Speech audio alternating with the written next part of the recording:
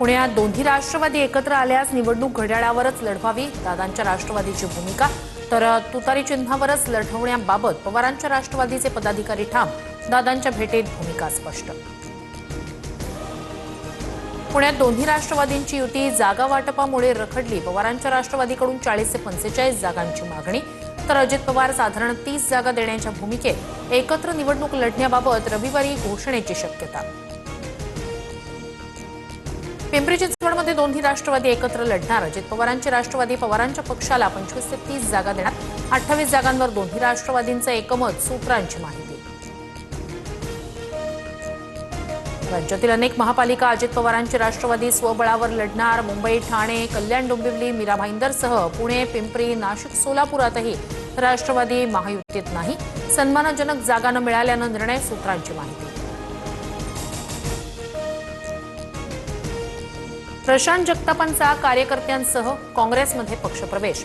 टिळक भवनात हर्षवर्धन सपकाळ, वडेट्टीवार यांच्या उपस्थितीत प्रवेश. पवारांची राष्ट्रवादी सोडल्यानंतर जगतापांची काँग्रेसशी हात मिळवणी.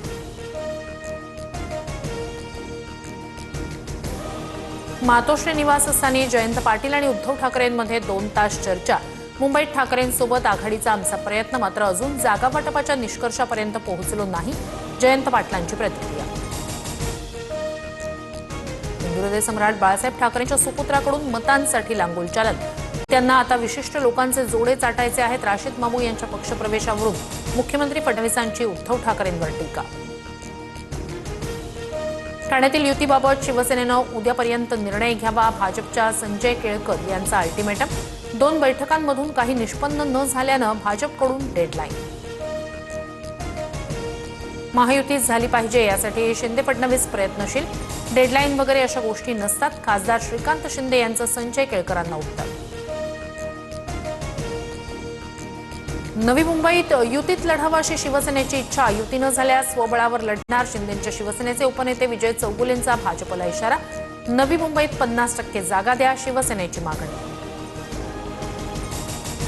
नगरसेविका मानसी काळोखेंच्या पतीच्या हत्येनंतर खोपोलीत तणाव. अजित पवारांचे रायगड जिल्हाध्यक्ष सुधाकर घारे आणि मुख्य आरोपी रवींद्र देवकरसह 10 जणांवर गुन्हे. अटकेसाठी 10 पोलीस पथकं रवाना.